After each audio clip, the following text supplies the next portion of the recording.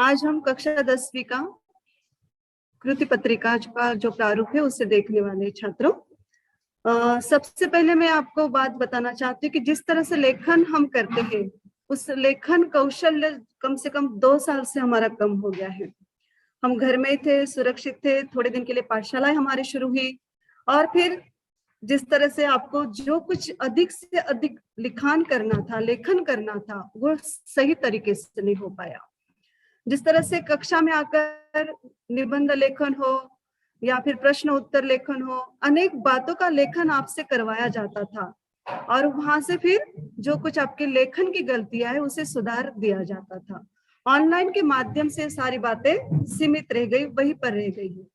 इसलिए सबसे ज्यादा जिम्मेदारी आपकी है कि हम लेखन कौशल्य की ओर ज्यादा ध्यान दें। ध्यान देने के लिए भाषा एक ऐसा विषय होता है कि जिसे हम जिस तरह से प्रस्तुत करें, जितनी सुंदरता से प्रस्तुत करें, उतनी सुंदर वो बन जाती है। जिस तरह से अलंकार जो होते हैं कि किसी स्त्री को सुंदर बना सकते हैं, वैसे ही भाषा हमारे विचारों को सुंदर बनाने का प्रयास करती है। इसलिए भाषा की ओर ज्यादा ध्यान देना आवश्यक है। क्या होता है कि छात्र जब हम परीक्षा की तैयारी करते हैं, साइंस, मैथ, अंग्रेजी वगैरह, इन सारे विषयों को बहुत समय दे देते हैं और भाषा को कम समय दे पाते हैं।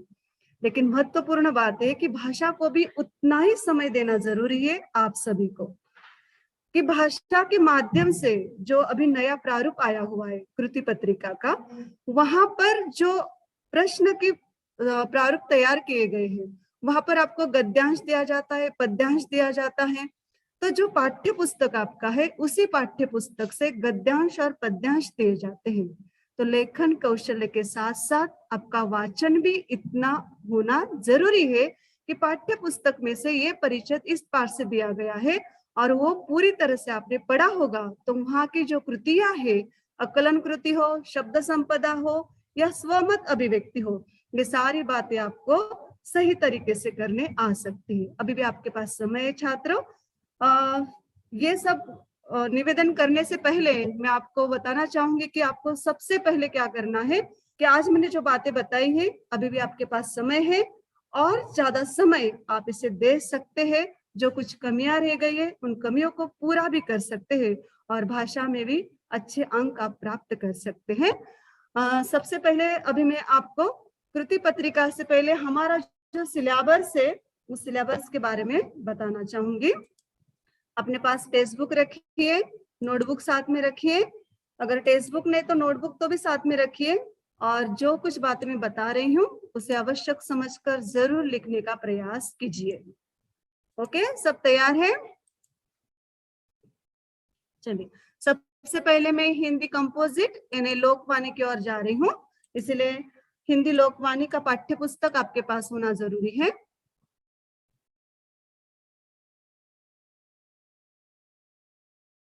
लीजिए, पाठ्य पुस्तक आ गया आपके पास, अनुक्रमणिका लीजिए।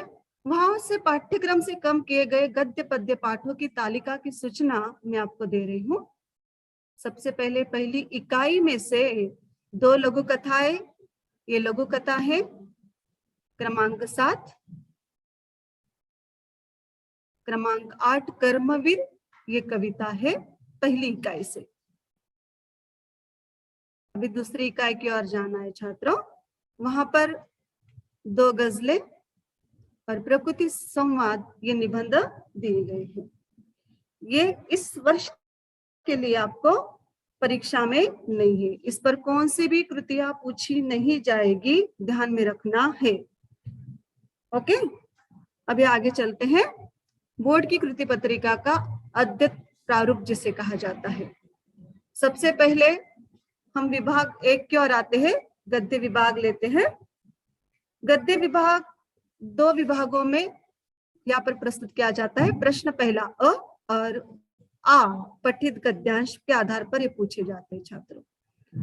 प्रश्न पहला अ आपको 6 अंक के लिए पूछा जाता है, उसमें अकलन कृति 2 अंक के लिए, शब्द संपदा 2 अंक के लिए और अभिव्यक्ति 2 अंक के लिए पूछी जाती है।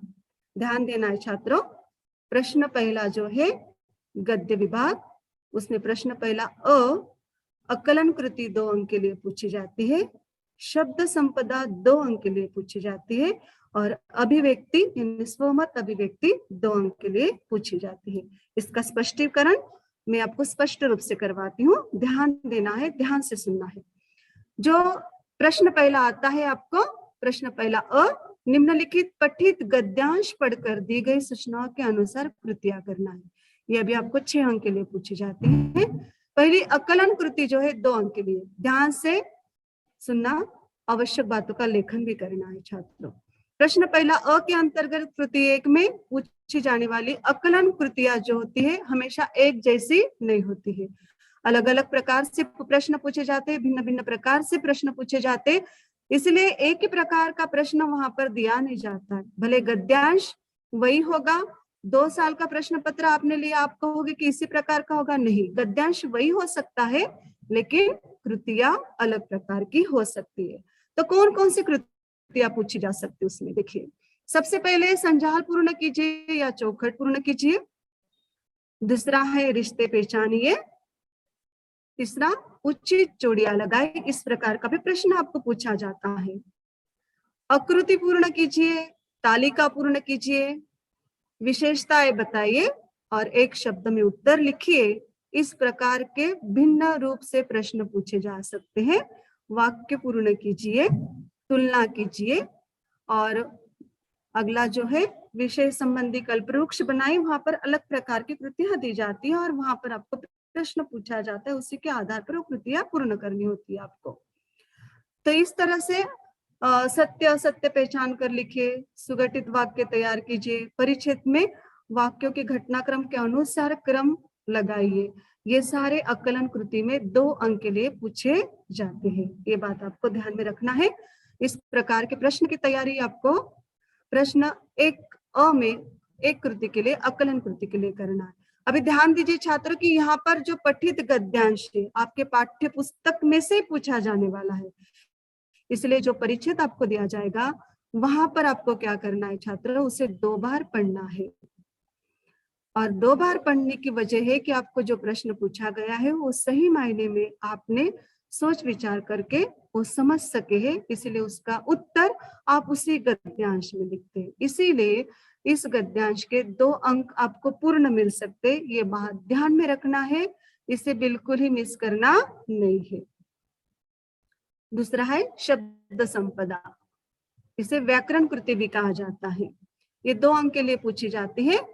तो यहाँ पर ध्यान में रखने वाली बातें ऐसी कि अर्थ का बोध कराने वाले वाक्य, शुद्ध शुद्ध शब्द, और फिर उचित शब्दों का चयन कीजिए, अर्थपूर्ण शब्द बताइए, अनेक शब्दों के लिए एक शब्द लिखिए और सहसंबंध लिखिए, विराम चिन्ह पहचान कर नाम लिखिए, उपसर्ग और प्रत्यय से संबंधित प्रश्न, शब्द युग्म, पर्यायवाची शब्द, विलोम शब्द, कठिन शब्दों के अर्थ, लिंग, वचन, कृंदत, तद्धित, तद्भव, तत्सम और विदेशी शब्द, इस प्रकार की शब्द संपदा को पूछा जाता है।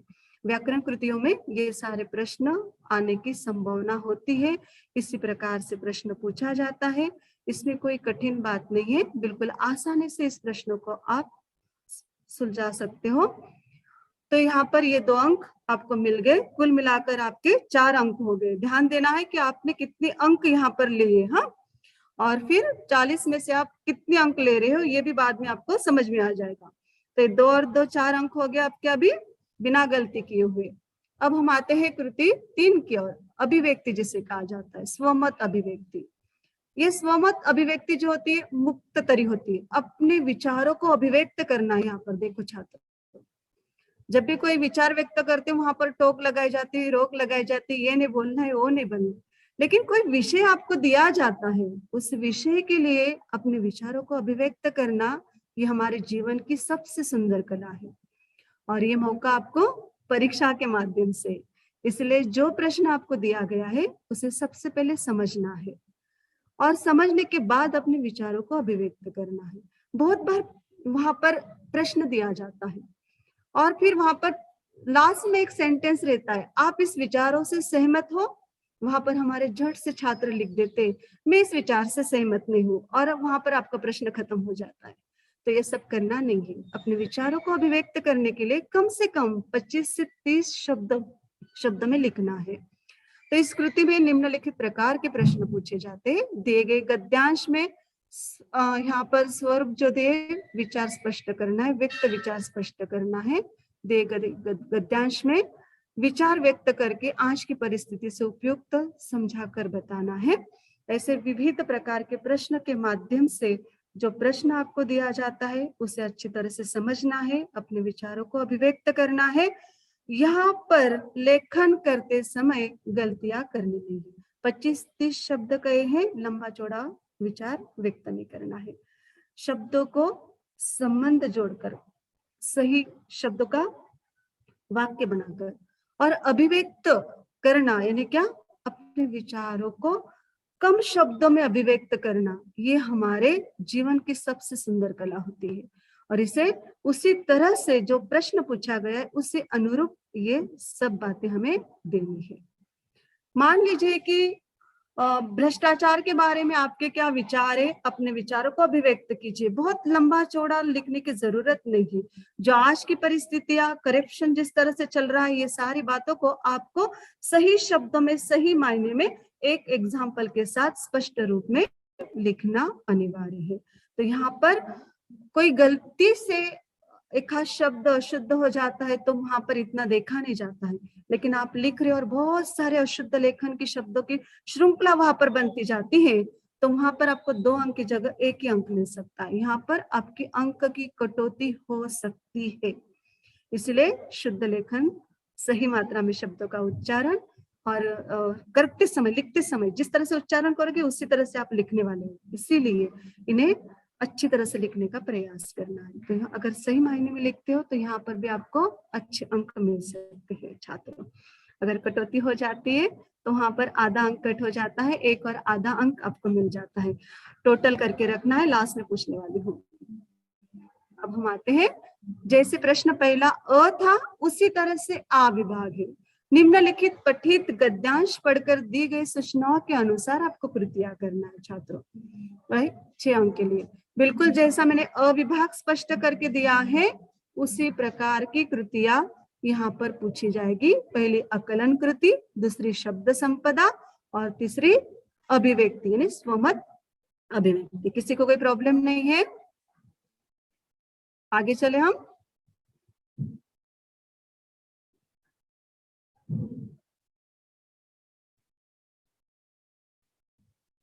अब हम आते विभाग 2 की ओर, पद्य विभाग। पद्य विभाग जो है यहाँ पर आपको पूछा जाएगा 8 अंक के लिए। यहाँ पर 8 अंक जो है, एक मध्ययुगीन और दूसरी आधुनिक रचना है। अभी मध्ययुगीन जो है वहां पर देखिए कि आपका पाठ्य पुस्तक आपके पास होगा छात्रों। पाठ्य पुस्तक में जो मध्ययुगीन कविता दी जाती है वो कहाँ पर आप मिलोगे? जैसे जिन धुंडा दोहे जो है संत कबीर के, ये मध्ययुगीन कविता है, ध्यान देना है। तो यहाँ पर एक मध्ययुगीन कविता और एक आधुनिक रचना पूछी जाती है। तो प्रश्न दूसरा अ में यहाँ पर एक मध्ययुगीन 4 अंक के लिए, उसमें एक आकलन कृति 2 अंक के लिए और सरल अर्थ 2 अंक के लिए पूछा जाता है। उसी तरह से आ विभाग भी आपको एक आकलन कृति 2 अंक के लिए और 2 सरल अर्थ 2 अंक के लिए। इसका स्पष्टीकरण मैं करवाती हूँ, ध्यान से सुनिए। प्रश्न दूसरा अ, निम्नलिखित पठित पद्यांश पढ़कर दी गई सूचनाओं के अनुसार कृतियां कीजिए। यहाँ पर ध्यान रखने जैसी बात है कि पाठ्य पुस्तक के किसी एक कविता के लगभग 6 से 8 पंक्तियों का एक पद्यांश आपको दिया जाता है और उस पद्यांश पे आधारित 2 कृतियां पूछी जाती है। पद्य के आशय के आकलन दिए जाते हैं, उसमें 2 अंक। यहाँ पर आपको कृति दी जाएगी, यहाँ पर भी उसी तरह की कृतियां पूर्ण करने के लिए आपको अंक मिलते हैं। कृति 2, वहां पर जो पद्य पंक्तियां हैं उनका सरल अर्थ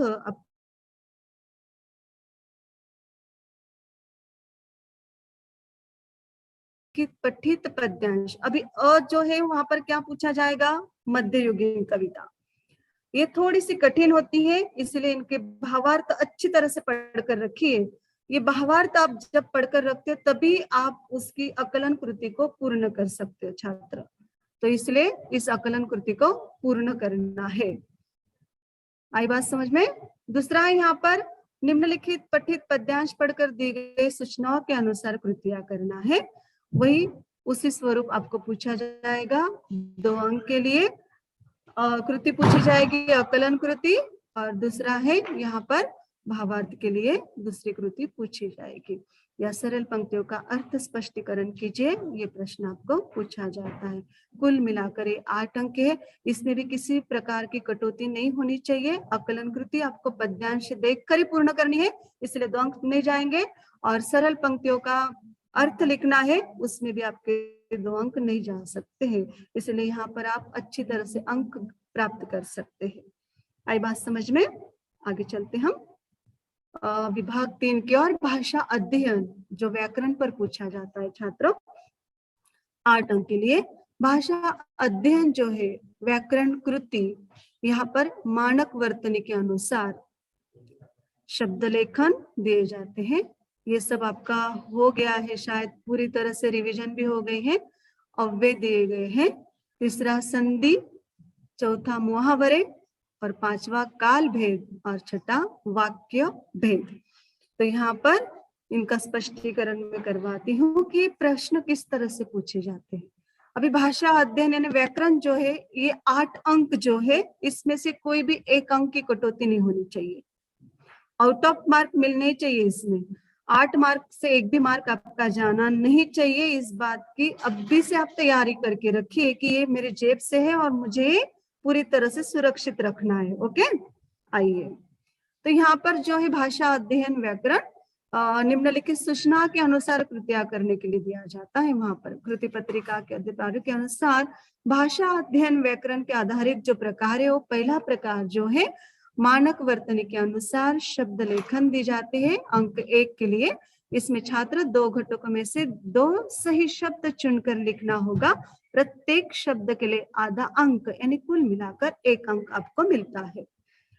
दूसरा, यहाँ पर अव्यय प्रयोग दिया जाता है। अव्यय शब्द दिए जाते हैं 2, उनमें से किसी एक शब्द का अर्थपूर्ण वाक्य में प्रयोग करना है। 1 अंक यहाँ पर आपको मिलता है। उसी प्रकार से संधि, यहाँ पर संधि जो है, संधि विच्छेद करना, संधि पहचानना, संधि बनाना, ये 2 घटक आपको प्रत्येक के लिए आधा आधा अंक करके यहाँ पर आपको 2 घटक दिए जाते हैं, लेकिन 1 अंक के लिए पूछी जाती है। उसी तरह से मुहावरे जो है 1 अंक के लिए, वहां पर जो मुहावरे दिए जाते हैं, मुहावरे का अर्थ बताकर वाक्य प्रयोग कीजिए, अथवा फिर वहां पर वाक्यांश के लिए सही मुहावरा चयन करके वाक्य फिर से अर्थपूर्ण लिखिए। यहाँ पर थोड़ी गलती हो जाती है। जिस तरह से आपको दिया जाता है कि वाक्यांश के लिए सही मुहावरा चुनकर लिखिए, वही वाक्य आप रखते हो और नीचे उसका आंसर लिखते हो, तब इसके लिए अंक मिलते नहीं है। तब इसके लिए अंक मिलते नहीं है। और इसीलिए यहाँ पर आपको उस बात के लिए ध्यान रखना है कि वाक्यांश के लिए जो सही उचित मुहावरा है, उसका ही चयन आपको करना है।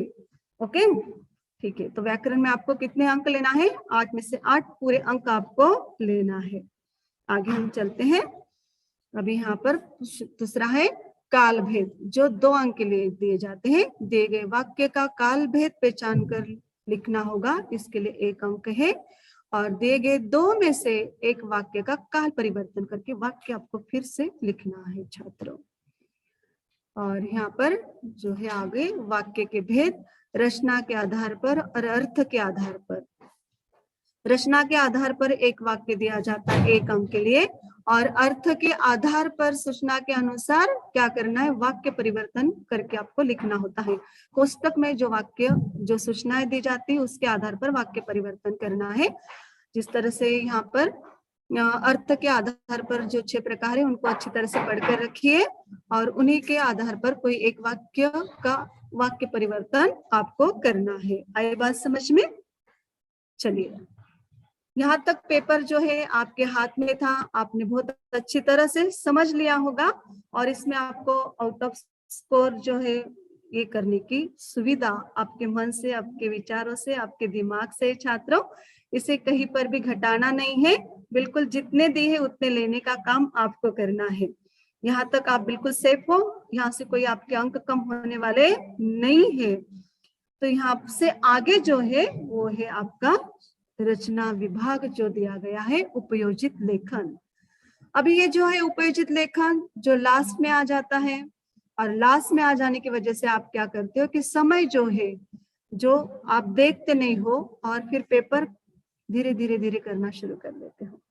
तो यहाँ पर सबसे महत्वपूर्ण बात है कि रचना विभाग के लिए भी उतना ही समय आवश्यक है कि उसके लिए जितना समय चाहिए। ये सब मैं आपको बाद में बताने वाली हूँ। तो यहाँ पर जो दिया गया है पत्र लेखन, कहानी लेखन, अभी देखिए प्रश्न चौथा अ, वहां पर पत्र लेखन 4 अंक के लिए दिया गया है, कहानी लेखन 4 अंक के लिए दिया गया है और निबंध लेखन 4 अंक के लिए, यानी कुल मिलाकर 12 अंक के लिए ये रचना विभाग उपयोजित लेखन आपको पूछा जाता है। अभी पत्र लेखन जो है आप लोगों की बहुत ही प्रैक्टिस कम हो गई है, तो भी मैंने बहुत सारे पत्र आपको दिए हैं व्हाट्सएप के माध्यम से, ऑनलाइन के माध्यम से, और बहुत सारी रचना के विविध प्रकार के अनुसार पत्र लेखन लिखने के लिए आपको कहा भी था। तो ये कहने का मतलब यही है कि पत्र की विविधता यहाँ पर होनी चाहिए, जहां से हम पत्र लिखने के लिए किस तरह से लिखना है इसका विश्लेषण भी मैं आगे करने वाली हूँ। तो पत्र, कहानी लेखन और अथवा के लिए गद्य आकलन पूछा जाता है और विज्ञापन अथवा के लिए पूछा जाता है। इस तीनों में से कोई एक कृति आपको पूछी जाएगी, इसका स्पष्टीकरण मैं आगे करती हूँ, ध्यान से सुनना है। ये इस तरह से बताओ तो शायद समझ में नहीं आएगा। तो यहाँ पर रचना विभाग में प्रश्न चौथा अ, सूचनाओं के अनुसार आपको लेखन करना है छात्रों। सबसे पहले हम पत्र लेखन निम्नलिखित जानकारी के आधार पर, अभी आपको 2 प्रकार के पत्र आते हैं, एक आता है औपचारिक और दूसरा आता है अनौपचारिक। तो यहाँ पर प्रश्न चौथा अ जो है उसमें 2 पत्र दिए जाएंगे, उसमें ध्यान में रखिए कि औपचारिक और अनौपचारिक पत्र दिया जाता है, तो विद्यार्थियों को दोनों में से कोई एक पत्र लिखना है।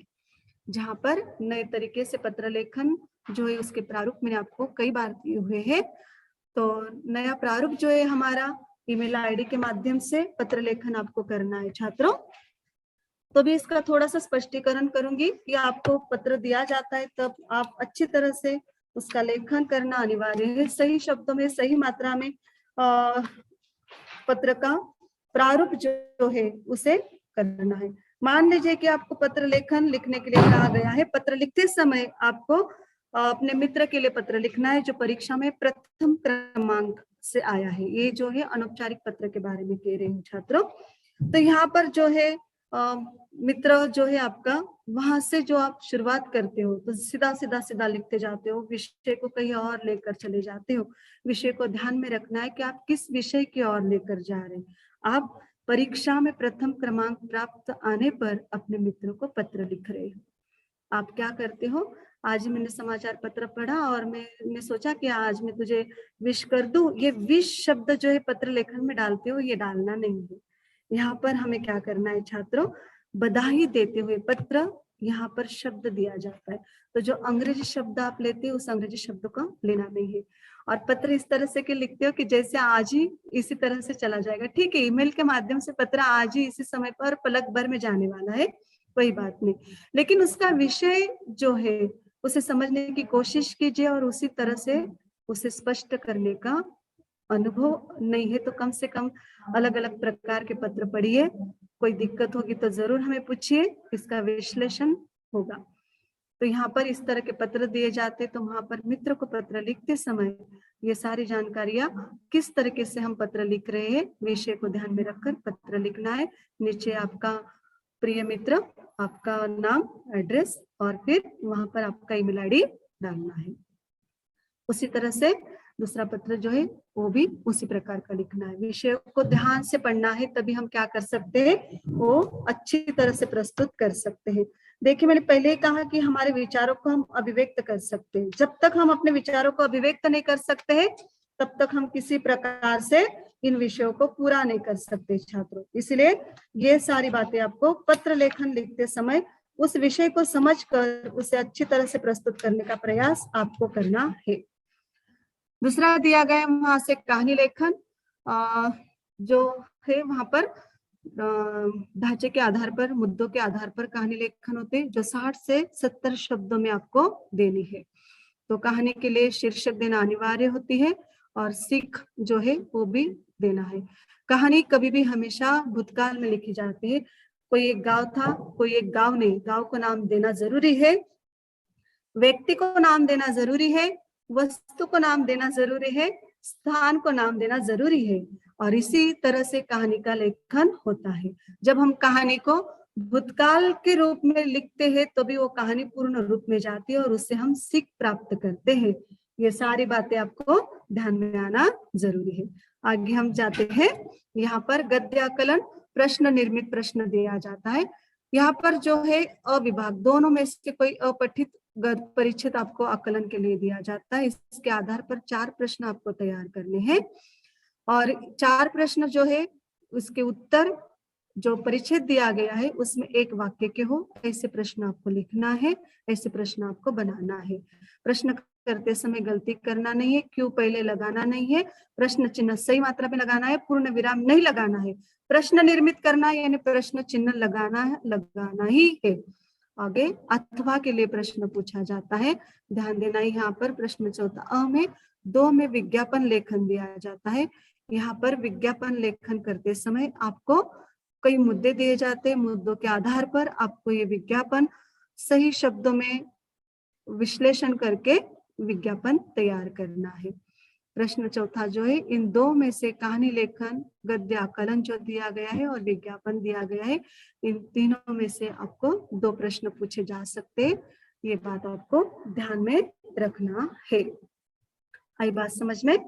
तो इस तरह से लेखन की ओर ध्यान देना है। जो आपको समय इस साल जो बढ़ा कर दिया है, आधा घंटा जो है उसे आप ग्राह्य मत कीजिए, वो आपके लिए मान लीजिए कि हमारे लिए संचित समय है और उसका सही उपयोग करके हमारा जो प्रश्न पत्र है, कृति पत्रिका है, उसे सही समय पर पूरा करने का अभ्यास करें, प्रैक्टिस करें, अच्छे से प्रश्न पत्र सॉल्व करने का प्रयास करें। ज्यादा से ज्यादा पत्र लेखन, विज्ञापन लेखन, कहानी लेखन, इनका अभ्यास करना जरूरी समझना है।